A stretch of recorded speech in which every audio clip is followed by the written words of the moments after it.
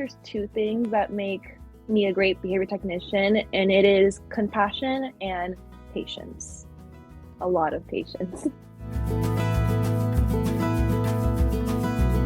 The overlaps where I got to shadow another technician for about 3 to 4 sessions before I went independent, and it has been amazing. I really got the videos and the courses online were great as well. I got a lot of information from that.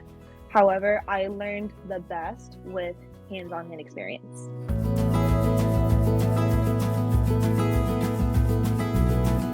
I have a client who, the minute I ring the doorbell, I see his little face like right out the window looking at me. Another client would run and give me a big hug. So pretty much the beginning of the session would be my favorite because they're always so happy to see me, and I'm happy to see them as well.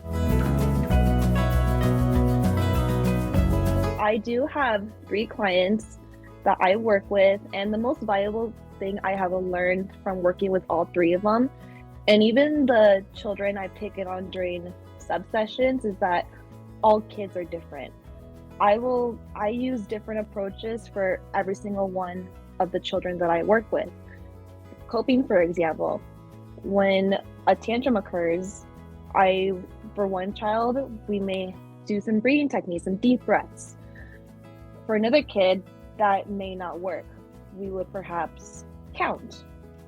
Or for another one, I might just have to wait it out.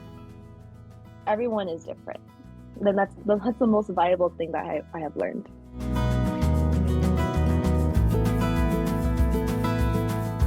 Is seeing the progression that all my clients go through. There is one client that I have been working with since the very beginning. He was the very first child I did an overlap with, and after the overlaps were done, I took over, and I'm still working with him now. It's been about 7 to 8 months since we've been working together, and his progression has been phenomenal. He's come so far with not speaking hardly at all in the very beginning to now requesting in full sentences, transitions from pretty much mom or dad being in session to not having them in at all and working independently has been great. It's really great to see how far they can go.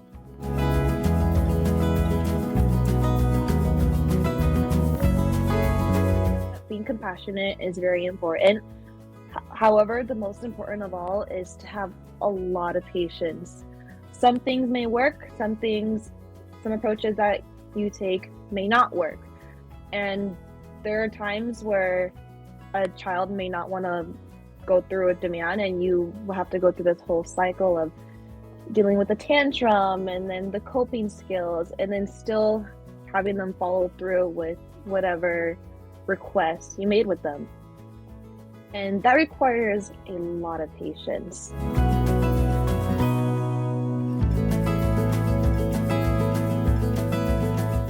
To not focus on trying to get however many programs that child has. Like, don't necessarily focus on trying to get every single one of those programs done for that session. Is it important we get those programs done? Yes. However, if this is a brand new client, they don't know you, you don't know them. So I would say it's important to build rapport, get to know each other, play together a little bit.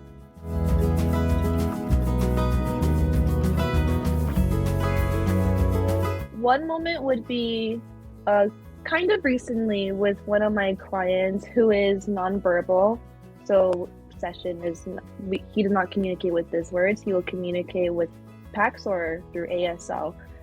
And he struggles a little bit with the ASL, but there was a great breakthrough moment where, without me prompting him, he had asked me for help. That's one moment. Another moment where that was very uplifting was when one of my clients, after weeks and weeks of getting him to do potty training, now he is almost independent. He removes everything by himself. He sits by himself. He has even voided in the toilet all by himself after weeks and weeks of practicing. And that was very rewarding when he actually went in the toilet for the very first time.